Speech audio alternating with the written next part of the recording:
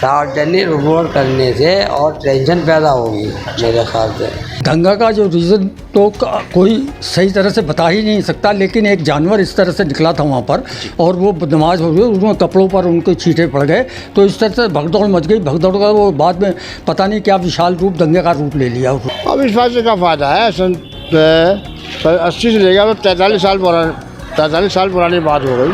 अब जो हो गया सब वो हो गया, अब इसमें तो और ज़ख्म ताज़ा होंगे। और तो वो उनकी गोविंद सिंह की दुकान पे वहाँ सब जने बैठते, पॉलिटिकल लीडर और वो सब बैठ से चाय वाय पीते थे वहाँ। तो वहाँ पता चला कि ईदगाह पे दंगा हो गया, फायरिंग हो गई है। ऊपर नमाज पढ़ लिया था, नमाज पढ़ के तो यहाँ पे भगदड़ मच रही थी। यहाँ पे लोग जगह जगह इकट्ठे हो गए थे ईदगाह के मैदान के अंदर। हाँ। मुरादाबाद की ऐतिहासिक ईदगाह ऐसे ही ऐतिहासिक नहीं है, इसके साथ जुड़े हुए हैं सन 1980 के दंगे झगड़े। उत्तर प्रदेश की सरकार इसका सच सामने लाने की बात कह रही है। लोगों का कहना है कि 43 साल बीत जाने के बाद अब सच सामने लाने से क्या होगा। साल 1980 के अगस्त का महीना था। स्वाधीनता दिवस में 2 दिन बचे थे। आज़ादी के महोत्सव के जश्न के पहले देश ईद की खुशियों में डूबा था।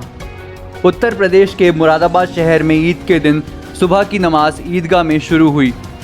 50,000 से अधिक नमाजी थे, इसलिए ईदगाह से लेकर सड़कें तक भरी थी।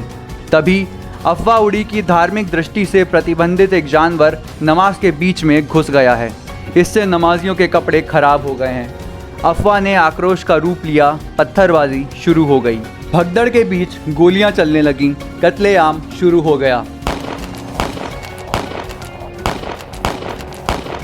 त्योहार दंगे में बदल गया। सरकारी आंकड़ों के अनुसार 83 लोगों की जान गई। इस दंगे ने देश को हिला दिया। जांच के लिए न्यायिक आयोग बना। 3 साल में आयोग ने रिपोर्ट सौंप दी। तब से 15 सरकारें आईं, लेकिन उसकी जांच रिपोर्ट को सार्वजनिक करने की हिम्मत कोई नहीं कर सका। अब 40 साल बाद योगी सरकार ने इस रिपोर्ट को विधानमंडल में रखने का फैसला किया है। इस रिपोर्ट को इतने लंबे समय तक क्यों दबाया गया? किसकी भूमिका की ओर इशारा था, जिसे सार्वजनिक करने में सरकारों को डर लग रहा था? इस पर सियासी बहस शुरू हो गई है। दरअसल 13 अगस्त 1980 के दिन मुरादाबाद में हुए दंगे की हकीकत क्या थी, इस बात को जानने की कोशिश की है हमारे वरिष्ठ रिपोर्टर शारिफ खान ने। आइए देखते हैं सच को दिखाती एक एक्सक्लूसिव रिपोर्ट। हम इस समय मौजूद हैं मुरादाबाद की ईदगाह में। कुछ लोग हमारे साथ यहाँ मौजूद हैं, उनसे पूछेंगे आखिर उस दिन हुआ क्या था और अब जो फैसला आने वाला है, या कहें तो एक सच सामने आने वाला है, या कोई बिल सामने आने वाला है, उसको लेकर लोगों का क्या कहना है। हजरत, क्या नाम है आपका? बाबू भाई, मैं ये जानना चाहता हूँ, पहले तो आप इसी क्षेत्र के रहने वाले हैं जी। अच्छा, सन 80 का जो दंगा हुआ था, जो झगड़े हुए थे, तो उस समय आप थे? हमें उस टाइम था, बहुत 6-7 साल की उम्र थी मेरी। मैं ऊपर नमाज पढ़ लिया था, नमाज पढ़ के तो यहाँ पे भगदड़ मच रही थी। यहाँ पे लोग जगह जगह इकट्ठे हो गए थे ईदगाह के मैदान के अंदर। हाँ, अच्छा हाँ। अच्छा, मेन असल में हुआ क्या था? क्योंकि आप योगी सरकार मैं भाई ईदगाह के अंदर था। हाँ। उसके मेन जगह जब वहाँ रोड पे से हुआ है, मैं वहाँ पे था नहीं। हाँ। अब जो रोड पे थे वो लोग बताते झगड़ा कैसे हुआ। जब मैं ईदगाह के अंदर था, मैं यूथ था। अच्छा, हाँ। तो आपको क्या उसके अलावा क्या पता है, क्या हुआ था, कैसे लोगों ने आपको बताया? झगड़ा की बात होती चली यही। हाँ। झगड़ा करने इमाम साहब ने ऐलान भी करा इस बात की, भागो मती, गोली मत चलाओ। सुना नहीं किसी ने। जो आदमी भाग रहा था भाग ही रहा था, जो आदमी एक तरफ खड़ा हो गया। भगदड़ मचती रही। उसके बाद जो क्या सामने आया, कुछ सालों बाद क्या कार्रवाई हुई, क्या सरकारों की तरफ से कहा गया क्या? भाई ये कार्रवाई तो मेरी समझ को नहीं है, क्या करो। कार्रवाई तो जो होती रही, कर्फ्यू लगा और वो कर्फ्यू रही 8 साल। अच्छा, जो गए भाई 2 महीने में क्या 1 महीने में खोला, उन्होंने बंद कर दिया, खोला बंद कर दिया। इस पब्लिक से ऐसे परेशान रही। अब जो उत्तर प्रदेश की सरकार कह रही है कि हम इसका सच सामने लाएंगे, तो इस पर आपका क्या कहना है? भाई सच सामने जब लाएंगे अब क्या कहेंगे हम उनसे?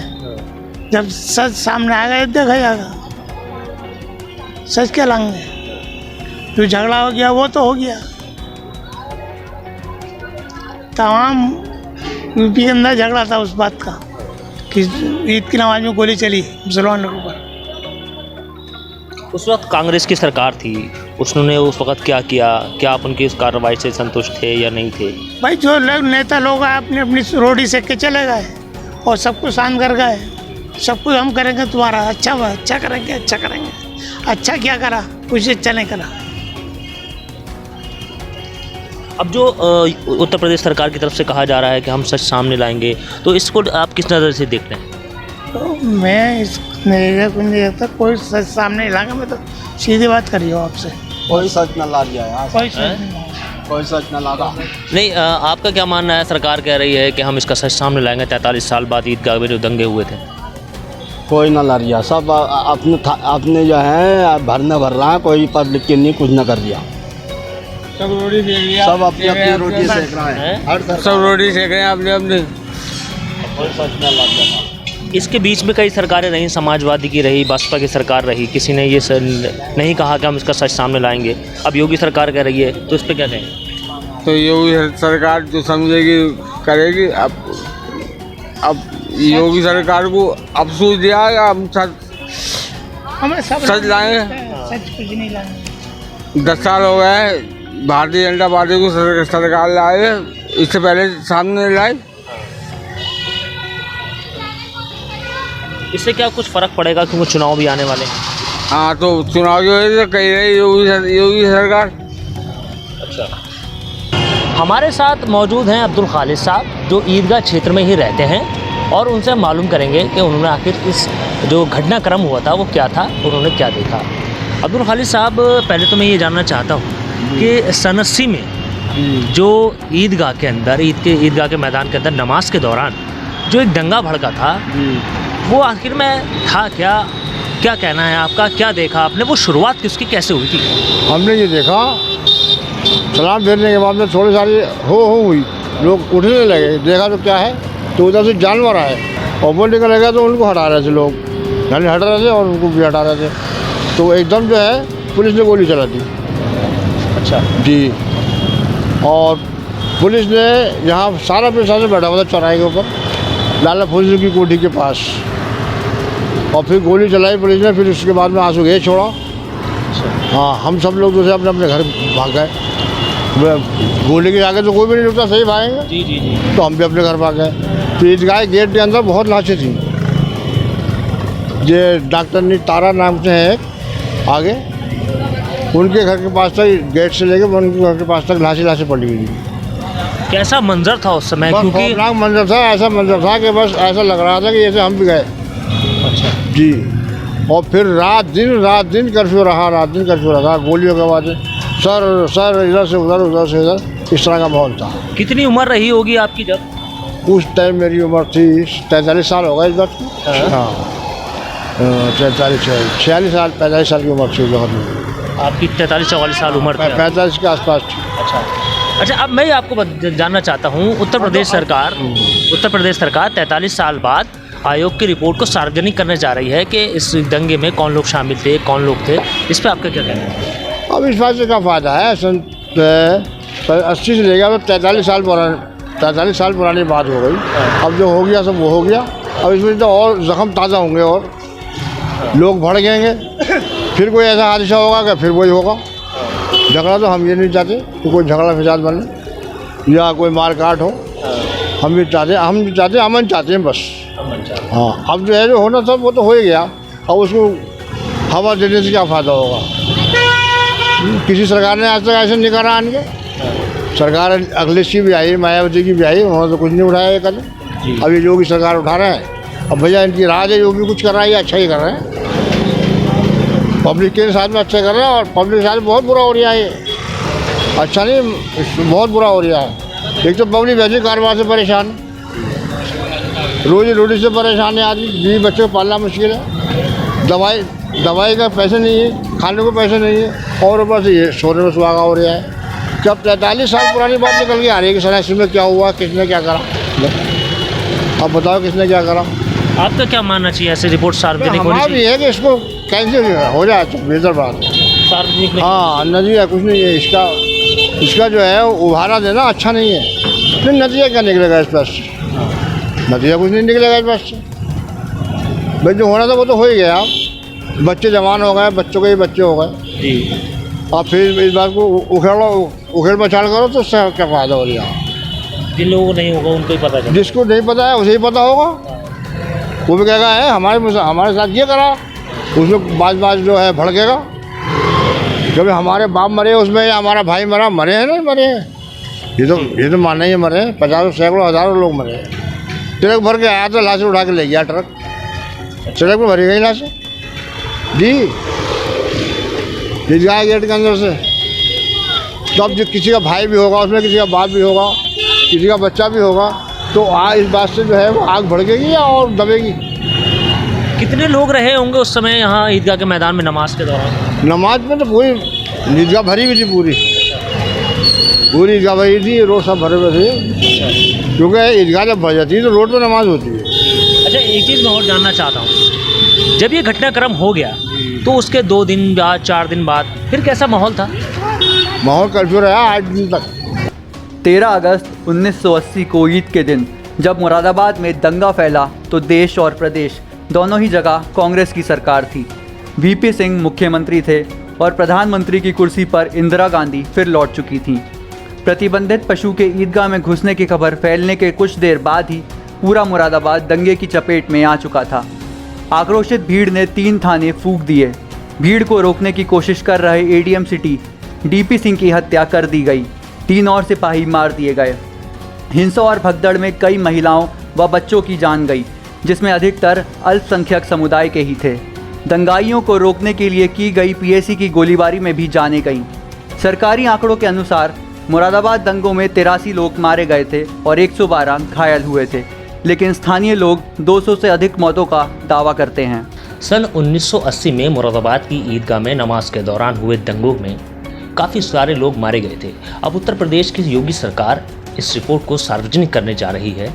हमारे साथ इस पर बात करने के लिए मौजूद हैं उत्तर प्रदेश फोटोग्राफर एसोसिएशन के अध्यक्ष और मुरादाबाद के बहुत ही पुराने फोटोग्राफर ओपी रोड़ा जी। हम उनसे मालूम करेंगे और जानेंगे कि इस पूरे घटनाक्रम में आखिर उन्होंने क्या देखा और वो उस पर क्या कहना चाहते हैं। सर, पहले तो नमस्कार आपको और बहुत बहुत स्वागत आपका हमारे चैनल में। मैं ये जानना चाहता हूँ कि 1980 में जो ईदगाह में नमाज हो रही थी, उस बीच जो दंगा हुआ था, तो आपने उसमें क्या देखा, क्या कहना चाहते हैं, उस समय क्या नज़ारा था, आप ज़रा बताएं। दंगा का जो रीज़न तो कोई सही तरह से बता ही नहीं सकता, लेकिन एक जानवर इस तरह से निकला था वहाँ पर और वो नमाज हो गई, उसमें कपड़ों पर उनके छींटे पड़ गए, तो इस तरह से भगदौड़ मच गई। भगदौड़ का वो बाद में पता नहीं क्या विशाल रूप दंगे का रूप ले लिया उसमें फिर दंगा भयंकर रूप लेके इतना जगह हो कि गलशही चौकी को भी जला दिया गया। ईदगाह पे पूरी मतलब टोपियाँ और चप्पलें जूते बिखरी पड़ी हुई थी और पुलिस वालों की भी लाशें पड़ी हुई थी। इस तरह से मतलब ये है इस दंगा का रूप देखा। और फिर मुझे पुलिस द्वारा सीओ सिटी मतलब जिनकी गाड़ी पूरी टूटी हुई थी, घर आकर मुझे ले गए। घर वालों ने मुझे भेजने के मना कर दिया कि नहीं जाना, तो लेकिन उन्होंने रिक्वेस्ट करके सीओ सिटी खुद आए तो मुझे अपनी गाड़ी में लेके गए। वहाँ पर मुझे देखा कि मतलब दंगा हो रहा था, तो उधर से काफ़ी दूसरे समुदाय के लोग काफ़ी लाठी डंडे और पत्थर वो गोले और तलवार खुली नारे लगाते हुए आगे बढ़ते आ रहे थे। तो हमने सीओ सिटी से कहा कि हमें वापस ले चलो, हम यहाँ आगे फ़ोटोग्राफी अभी नहीं कर सकते। तो उन्होंने फिर फोर्स को मतलब बुलाया और फोर्स बुलाने के बाद फिर हम दोबारा गए तो गलशहीद चौकी की फ़ोटोग्राफी करी। ये नज़ारे देखे वहाँ, इस तरह भयंकर मतलब रूप था और लोगों में बड़ा गुस्सा था। इस तरह के मतलब ये है कि वहाँ उस घटना को देख कर ऐसा लगता था कि बहुत लोग दुखी हैं और मतलब इसका उनके दिलों में बदला लेने का या भावना ऐसी जागृत हो रही थी कि हम इसका मतलब कि इतना कोई बड़ा रूप बनता जा रहा था। तो पुलिस ने आके इसको शांत किया। अच्छा, तो उस समय आप प्रेस मीडिया में काम किया करते थे? हाँ, तो मैं मीडिया में काम किया करता था। मैं दैनिक जागरण और अन्य अखबारों में नवंबर भारत वगैरह और युगबंधु सभी में मैं अपनी फ़ोटो देता रहता था। लेकिन मेरा पेपर जो है दैनिक जागरण शुरू से ही उसमें मैं कार्यरत करता था। तो उस समय जिस समय ये घटना हुई थी, हाँ। तो आप वहाँ मौजूद थे? नहीं, उस समय घटना के टाइम में हम लोग आ गए थे, तो उस समय CCTV मुझे जब दोबारा लेके गए तब ये नज़ारे जो हमने देखे वहाँ पर, उसके बारे में कि वहाँ क्या पर नज़ारे थे वहाँ? नज़ारे थे ईदगाह पे, बिल्कुल टोपियाँ, जूते, चप्पल इस तरह बिखरे हुए थे कि जैसे कि वहाँ गिरे हुए थे, लोग गिरे पड़े हुए थे। इस तरह से पुलिस वालों को भी कुछ गिरे हुए थे, ऐसा लगता था कि वहाँ लाशों का अंबार था साथ दिखाई दे रहा था। तो इस तरह से मतलब जब वहाँ पर हमने देखा तो उस चीज़ को, उसी को हमने फिर कैमरे में कैद किया, फ़ोटो खींचे और मतलब प्रशासन को। किन किन एरियो में आप मुरादाबाद के गए उसके बाद? हाँ जी, मुरादाबाद के और किन किन एरियो में आप गए उसके बाद जब दंगा हुआ? मुरादाबाद फोटो खींचने के लिए और कौन सी जगह? तो शांत होने के बाद हम गए, पहले हम गलशही चौकी तक गए, वहाँ आग लगी हुई थी, लोगों के मतलब ये है काफ़ी मतलब सन्नाटा सा था, बस वो फोटोग्राफ्स खींचने के बाद हम वापस लौट आए। उसके बाद जब धीरे धीरे जब शांत हुआ तब कुछ इलाकों में देखने गए, तो धीरे धीरे राजनीतिक लोगों ने आके इस दंगे को शांत कराने की कोशिश। उत्तर प्रदेश सरकार अब इस रिपोर्ट को सार्वजनिक करने जा रही है, तो आपका क्या मानना है कि ये सार्वजनिक होनी चाहिए या सामने आना चाहिए जो सच है? नहीं, सार्वजनिक तो उनका अपना मतलब होगा, या क्यों कर रहे हैं ये तो मैं नहीं बता पाऊँगा। ये है कि मतलब अच्छी बात है कि एक चीज़ सच्चाई सामने सबके आ जाएगी, उसमें कोई बुराई वाली बात नहीं है, लेकिन वो क्यों कर रहे हैं, ये कर रहे हैं, ये वो उनका उद्देश्य मैं कुछ नहीं कर सकता। वो तो जो सार्वजनिक करने जा रही है सरकार, उनका उद्देश्य उनके साथ है।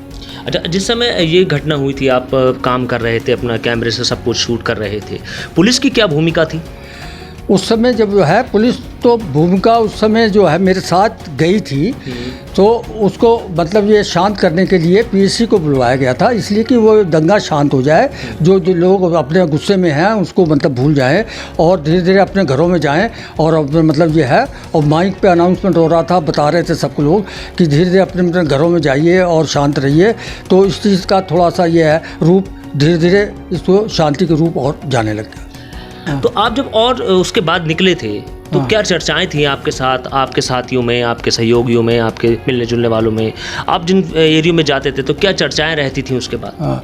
चर्चा यही रहती थी कि घटना अचानक क्यों हो गई, जबकि यहाँ के लोग इतने शांत प्रिय हैं और सभी का व्यापार एक दूसरे से जो जुड़ा हुआ है और एक दूसरे के काम करते हैं, वो उनके साथ देते हैं, हिंदू लोग उनके साथ हैं, मुस्लिम उनके साथ, हर व्यापार जुड़ा हुआ है। तो इनसे मतलब लड़ाई झगड़ों से मतलब कोई फ़ायदा नहीं है, इसलिए शांति में ही हम लोगों की भलाई है। दंगों का असर जल्द ही दूसरे जिलों में फैल गया। प्रधानमंत्री इंदिरा गांधी ने दंगों के पीछे विदेशी हाथ होने तक का दावा कर दिया।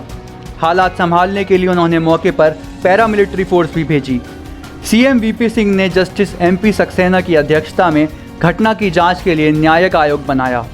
20 नवंबर 1983 को आयोग ने अपनी रिपोर्ट सरकार को सौंप दी, लेकिन ना उसे सदन में रखा गया और ना ही उसे सार्वजनिक किया गया। रिपोर्ट दबाने व जवाबदेही तय न करने का सबसे बड़ा नुकसान यह हुआ कि इस दंगे में मारे गए अधिकारियों व पुलिस के परिवारों को ना कोई अतिरिक्त मुआवजा मिल पाया और ना ही आम लोगों को कोई सरकारी मदद मिली। इस मुद्दे पर संघर्ष के लिए इत्तेहादी मिल्लत कारवां नाम से संगठन बना। PM को चिट्ठियां लिखी गईं, जिसमें सपा के संभल से मौजूदा सांसद शफीकुर रहमान बर्ग भी शामिल हैं। मुरादाबाद के हकीम सैयद मासूम अली आज़ाद साहब जो इमाम हैं, उस समय नायब इमाम शहर हुआ करते थे। आइए उनसे जानते हैं आखिर उस दिन हुआ क्या था और वो इस पर क्या कहना चाहेंगे। इमाम साहब, मैं ये जानना चाहता हूँ, सन 1980 में ईदगाह में नमाज के दौरान आखिर हुआ क्या था, वो दंगे कैसे भड़के थे? भाई दंगे की शुरुआत तो जानवर के नमाज में घुसने से हुई है। वो भी सुअर नाम का जंगली जानवर होता है, वो नाले में कहीं निकल आया, क्या आया, उलट के बाद नमाज के अंदर जब आ जाएगा कोई जानवर, पनीर जानवर आ जाएगा तो गुस्सा आएगा, उस पर बात भड़क गई, उसमें क्या नाम है, लोग परेशान हो गए। वहीं पर ही लोग के अंदर जो आपस में मार पड़ते हैं, कोई पत्थर की आवाज़ आने लगी। PSC थी, PSC ने फायरिंग कर दी, आग छोड़ी गई, जिसकी वजह से दंगा भड़क गया है। बुनियाद जो है वो जंगली निकलने से हुई है। अब जो उस वक्त जो करने में रिपोर्ट आई है और जो कुछ हुआ है हमें नहीं मालूम, लेकिन हमें ये ज़रूर मालूम है उसके बाद जो दोषी थे मुकदमे चले उनके ऊपर, समझे, काफ़ी कई सालों तक मुकदमे चले, अब कई सालों से नहीं है। अब मुकदमे ख़त्म हो गए, क्या हुआ, बल्कि हमारे लोग भी इंतकाल हो गया, उनकी डेथ हो गई, तब मामले तो सब ख़त्म हो गए। हमारा कहना यही है, जहाँ की जनता के लिए बेहतर यही है, अब जो कुछ हुआ सो हुआ, जानी माली नुकसान जिसका भी हो, जिसने भी कराया वो इतना नहीं होगा, समझे। तो लिहाजा उस चैप्टर को क्लोज करना, बंद करना आम जनता के लिए और अमन चैन के लिए बेहतर है कि अब उसको ना उभारा जाए, पुराने ज़ख्म को नहीं कुरेदा जाए, पुराने ज़ख्म को नहीं उखेड़ा जाए। उस समय आपकी उम्र लगभग क्या रही होगी? हाँ देखिए, अब फिलहाल तो अब 85 है, 85 में आप 80 लगा लिए, क्या होगी, लगभग 40-42 साल आपकी और उम्र। क्या होता है वो। तो उस समय जो माहौल था वो क्या था? क्योंकि लोग बता रहे हैं कि बहुत सारी भगदड़ मची, पुलिस ने फायरिंग की, पुलिस की क्या रोल था, क्या भाई पुलिस ने तो फायरिंग करी, उसमें आदमी मरे और बच्चे भीड़ में कुचल के, जो भागे लोग छोटे बच्चे साथ थे, कुचल के उनको वही मरे, बहुत से गुम हो गए, वो बिल्कुल आजू कर रहे थे बैठे, मैंने देखा दीवार से लगे हुए, बिल्कुल गुम हो गए थे, बच्चे भी छोटे बहुत मरे, कोई आदमी काफ़ी मरे। तो वो जो था वो हमने देखा, हम तो बाद में उतर के आए हैं, तो उसका मैं तो उसके बाद रफ्ता सब पब्लिक चली गई, प्रशासन भी चला गया, पुलिस भी चली गई, शहर के अंदर ये माहौल हो गया, घर में पहुँच गया। चौराहे पे जो कह रहा था जन्म में चौराहा, ये उस वहाँ पर पत्थरबाजी हो रही थी, छतों पे लोग पत्थर मार रहे थे, हम इस वजह से नहीं क्या नाम है, बोर्ड चौराहे पे नहीं पार कर पाए, मेरे साथ में आना पड़ता घर के लिए, तो इंतज़ार करते करते मकान में हम चले गए थे, वहाँ पर बहुत मुश्किल से रात को 8 बजे घर पहुँचे। अच्छा, क्योंकि 43 साल इसको गुजर चुके हैं, इस घटना को गुजर चुके हैं। अब सरकार कह रही है कि इसका सच जो है वो सामने आना चाहिए, लोगों के कि जो गुनहगार हैं उनको सामने लाना चाहिए, ताकि लोगों को पता लगे इसके गुनहगार कौन थे। तो वो तो सरकार को तो मालूम हुआ कि इन पर मुकदमे चले हैं उस वक्त, जो मुकदमे चले हैं जिन पे, उनका क्या हुआ, वो बरी हो गए या सज़ा मिली उन्हें, सरकार दे के बात ख़त्म हो गई। सार्वजनिक रिपोर्ट करने की बात की जा रही है, तो इस पर आपका क्या कहना है? सार्वजनिक रिपोर्ट करने से और टेंशन पैदा होगी मेरे ख्याल से। जो हमारे शहर का अच्छा माहौल है, हिंदू मुसलमान आपस में प्यार मोहब्बत है, हालात सही है, और इधर इलेक्शन भी अगले साल आ रहा है, कोई ऐसी बात ना हो तो फिर खामखा हिंदू मुसलमानों में बेचैनी पैदा हो जाए, पुराना खासा इस बेस पर कोई और झगड़ा बड़ा कहीं पर हो जाए, तो लिहाजा बेहतर यही है उसको अब बिल्कुल डेट कर दिया जाए, जो हुआ सो हुआ। और उस वक्त जो गवर्नमेंट ने जिन लोगों को पकड़ा था, फिर दोषी थे, मुकदमे चलाए, उनको देख ले, कहना अब ख़त्म हो गया, उन्हें क्या सज़ा मिली नहीं मिली, जिंदा है नहीं है वो। आपकी तरफ से क्या अपील की जाएगी मुरादाबाद की जनता के लिए, क्योंकि आप शहर के मौजूद हैं, शहर इमाम हैं? मेरी तो अपील यही है कि भाई अच्छा माहौल है, हमारे शहर का कारोबार चल रहा है, बच्चों की तालीम चल रही है, इसको खलल ना पड़े। मुस्लिम संगठन और अल्पसंख्यकों की राजनीति करने वाले AIM जैसे दल चुनावों में मुरादाबाद दंगों का मुद्दा लगातार उठाते रहे हैं। उनका दावा है कि इस दंगे में प्रशासनिक मशीनरी ने जानबूझकर अल्पसंख्यकों को निशाना बनाया था। जांच रिपोर्ट को सार्वजनिक किए जाने की मांग लगातार उठती रही है। फिलहाल यूपी कैबिनेट ने इस रिपोर्ट को सार्वजनिक करने का फैसला किया है। रिपोर्ट में एक स्थानीय नेता की भूमिका पर इशारा करते हुए कहा गया है कि सियासी लाभ के लिए उन्होंने इसकी भूमिका रची थी। विधानमंडल के अगले सत्र में इस सच से पर्दा उठ सकता है। सन 1980 में मुरादाबाद में जो दंगे हुए, उसकी रिपोर्ट को लेके यूपी सरकार को सार्वजनिक करने जा रही है। हमारे साथ इस पे बात करने के लिए मौजूद हैं कैरे साहब, उमेश प्रसाद कैरे साहब, जो उस समय मुरादाबाद में अमर उजाला के लिए रिपोर्टिंग करते थे। उनसे जानते हैं आखिर उस दिन हुआ क्या था। सर, पहले बहुत स्वागत है आपका। सर, आप जब 1980 में मुरादाबाद में ईदगाह के नमाज के दौरान ईदगाह में जो दंगे भड़के, असल में वो हुआ क्या था, क्या आपने देखा, इसमें मामला पूरा था क्या? ये उस वक्त ऐसा था, उस दिन सवेरे बारिश सी हो रही थी हल्की सी, और मैं घर से साइकिल लेके निकला था, तो डिप्टीगंज पे जाके बारिश तेज़ सी हो गई, तो मुझे लगा हमारे घर पे कोई था नहीं उस दिन, तो मैं अकेला ही था। नहा के निकला था तो कपड़े बाहर फैला गया था, तो मैं सोचा वो कपड़े अंदर कर जाऊं, फिर जाऊंगा आगे ईदगाह। जैसे ईदगाह पर नमाज़ में जाते हैं, हर साल जाते थे। तो उसके बाद लौट के जब मैं पहुंचा चौमुखा पुल पे, तो वहाँ पर एक लाइन की डरे हुए लोग और कुर्ते वुर्ते उनके ख़राब हुए हुए लाइन बना के लाल मस्जिद की तरफ जा रहे थे। तो मुझे कह रही एकदम कैसे भाग रहे हैं ये, तो ऐसा लग रहा था मुझे कुछ हो गया। मैं आगे बढ़ा तो उन्होंने कहा दंगा हो गया। फिर आगे मैं दुकान पर गया, कांवलेटी की दुकान भी थी, तो वो उनकी गोविंद सिंह की दुकान पर वहाँ सब जने बैठते, पॉलिटिकल लीडर और वो तो बैठ से चाय वाय पीते थे वहाँ। तो वहाँ पता चला कि ईदगाह पे दंगा हो गया, फायरिंग हो गई है। तो अपनी साइकिल तो मैंने उनके दुकान पे, कामरेड की दुकान पे रखी और मैं आगे को बढ़ा सरहदपुरे की तरफ। आगे है सरहदपुर आया, अमरा गेट से आगे, तो वहाँ पर के.एम. पांडे डीएसपी होते हुए बैठे थे और कुछ सिपाही भाई जैसे खड़े रहते हैं। तो उन्होंने कहा कि साहब इधर से रास्ता बंद है, अब आप नहीं जा सकते जी। मैं चूँकि पैदल था और मेरे बस जाना ही था मुझे इधर, तो मैं हल्के से पीछे हो के और दौड़ लगाई मैंने। जी। तो मेरे पीछे उन्होंने भगाए लोगों को, मगर मैं तेज़ी से दौड़ गया, निकल गया। वैसे मेरे जान पहचान के थे वो, इसलिए उन्होंने ज़्यादा कोशिश भी नहीं करी मुझे पकड़ने की। शायद पुलिस वाले पकड़ ही लाते अगर चाहते तो। खैर वहाँ मेरे साथ असलम एक और मिल गए आगे, कामरेड थे वो, और एक और साहब थे मुल्ला जी, वो मेरे साथ ही चल रही ईदगाह की तरफ। तो सड़क वड़क सब सूनी थी, पड़ी हुई थी, सब पहुँच रहे थे खाली। वहाँ जब ईदगाह पे पहुँचा मैं, तो जहाँ पर सामने ऑफिसर्स बैठते थे और जहाँ लोग गले वले मिलते हैं, वो सब ऊपर छत पे किसी और के मकान पे खड़े थे। सड़क खाली थी। ईदगाह के अंदर हम पहुँचे तो एक उसने कांस्टेबल ने, किसी ने गोली चला दी। तो वो असलम वगैरह जो थे मेरे पीछे हो गए। वो डीएसपी थे अशोक मिश्रा, जो वहाँ ईदगाह में थे। तो उन्होंने देख लिया तो उन्होंने रोक लिया उन्हें कि भाई नहीं, कहीं आने दो।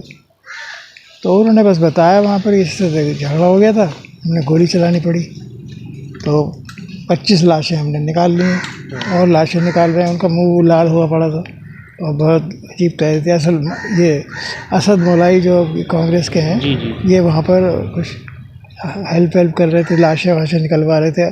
और डॉक्टर अज्जी थे बेलचा पार्टी के, या बेलचा होता है उसकी पार्टी बना रखी थी उन्होंने, कोई मददगार के होते हैं। जी जी। तो वो अपने वो थे। तो ये 2 जने मुझे मिले थे और तो कोई था नहीं मैं। अच्छा। बाकी ये पुलिस वाले थे और फायरिंग वायरिंग करी थी। बताया कि अब लाशें हम निकाल रहे हैं और शायद ज़्यादा हो जाए फिगर। अच्छा, तो उस समय आपकी रिपोर्टिंग के दौरान जब आपने पूरा मंजर देखा, असल में वो मंजर था कैसा? नहीं भाई, बहुत ही दहशत हो जाती है ऐसे। बिल्कुल डरे हुए लोग होते हैं, एकदम सहमे हुए। जैसे घर को जा रहे थे तो पता लग रहा था कि शहर का माहौल बहुत ही ख़राब हो गया था एकदम। सब इधर भी लोग डर गए थे, इधर सिविल लाइन की तरफ। इधर भी कर्फ्यू नहीं लगता इधर, इधर किवाड़ वाड़ सब बंद कर लेते शाम को। तो वजह क्या सामने आई निकल के? वजह ये बताते हैं कि वहाँ कोई सुअर या जानवर जिसे कहते हैं जी, वो इसके बीच में आ गया था, पंक्ति के बीच में, नमाज के। तो वो उससे कुछ नाराज़ हो गए। नाराज़ होकर उन्होंने पुलिस वालों पर पूरा गुस्सा निकाला, उज्जत हो गई कुछ, उसी में चल गया। तो वो मुझसे जाने से पहले हो गई थी वो सब। अच्छा। क्योंकि मैं तो उस वक्त देर से पहुंचा था, तो बारिश वारिश की वजह से। मगर यही सब सुराग हो गया। फिर बाद में भड़क गया, उन्होंने ऑफिसर्स को मारने लगे, पिटाई करने लगी, तो उन्होंने गोली चला दी बस। फिर तो ये चलता ही रहा। जो गोली चलने की जो घटना है, तो बताते हैं कि गोली चल गई है, तो उसकी क्या वजह रही होगी? कि मतलब पुलिस के ऊपर फायरिंग हुई या क्या? उन्होंने मतलब जब मारने लगे ऑफिसर्स को, एक को मार दिया था, एक को पीटा था, एसएसपी को भी घायल कर दिया था जी। वो जब पुलिस वालों ने फायरिंग कर दी शुरू। कितने लोगों की वहाँ मारने की आपको पास? उस वक्त तो मैंने जो भेजा था वो 200 का भेजा था कि इंजर्ड और वो घायल 200। क्योंकि उस वक्त स्पॉट पे उन्होंने भी क्लियर नहीं करा था। और इसके बाद में फिगर बताई, क्योंकि एडमिनिस्ट्रेशन ने पहले तो कम बताया फिगर, धीरे धीरे उससे बात भी हुई थी हमारी कि भाई साहब क्या आज मरे जी। जब उस दिन के आप उसके बाद मरे नहीं और आपने कहा कि और मरे, तो फिगर कैसे बढ़ गई? तो धीरे धीरे उन्होंने प्रोग्रेसिवली बताई, तो 200 के करीब हो जाती है। क्योंकि ये जो घटना हुई उसके अगले दिन, 2 दिन बाद, 3 दिन बाद आपने शहर में रिपोर्टिंग की अपने अखबार के लिए। तो उस समय क्या आपने देखा, क्या आपने महसूस किया, क्या आपने निकाला रिपोर्टिंग में? किस तरह का? जब आप उसके बाद, उस दिन के बाद जब आप शहर में निकले, आपने रिपोर्टिंग की, तो आपने क्या निकाला?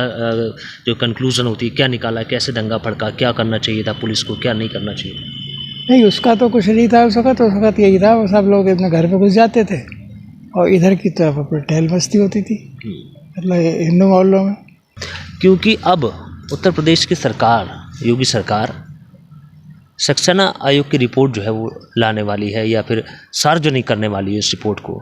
तो इस पर आप क्या कहेंगे कि क्या होना चाहिए, क्या सार्वजनिक होनी चाहिए? अब रिपोर्ट सार्वजनिक करें या ना करें तो क्या फ़र्क पड़ेगा, यही हो जाएगा कि कुछ लोगों की खिलाफत हो जाएगी, कुछ लोग बयानबाजी कर लेंगे। जो कार्रवाई होनी थी तो जो हो चुकी है, अब क्या होगा फ़ायदा उससे। जैसी होगी जैसी डॉक्यूमेंट्री वो बना दी थी BBC ने जी। मेरे समझ तो आता नहीं कि रिपोर्ट अब कर देंगे तो कोई फ़ायदा होगा। यही पता चल जाएगा भाई किसी के उस वक्त क्या इंटेंशन थी। और आप कोई उसे काटने वाला भी नहीं, क्योंकि सब जो उसके कैरेक्टर थे उसे राइट के वो तो मिलेंगे नहीं आपको। डॉक्टर शमीम की डेथ हो गई और लोग भी, हाफिज़ जी की डेथ हो गई और जो लीडर रन थे वो सबकी डेथ हो गई, तो उसको उसकी तारीफ सही है या गलत है कौन करेगा उसका। सन 1980 के दंगे को यूं तो 43 साल गुजर चुके हैं। सरकार का मानना है कि अब आयोग की रिपोर्ट को सार्वजनिक किया जाए, लेकिन लोगों का कहना है कि अब क्या फ़ायदा, क्योंकि जो ज़ख्म भर चुके हैं उनको कुरेद कर नुकसान ही होगा। देखने वाली बात यह होगी कि रिपोर्ट आने के बाद किसको कितना फ़ायदा और किसको कितना नुकसान होगा। अपने सहयोगी शांतनु रॉय के साथ मैं Sharif Khan, IN news Moradabad. Latest news update जानने के लिए सब्सक्राइब करें हमारा चैनल ईशान न्यूज नेटवर्क और हाँ, बेल आइकन दबाना मत भूलिएगा।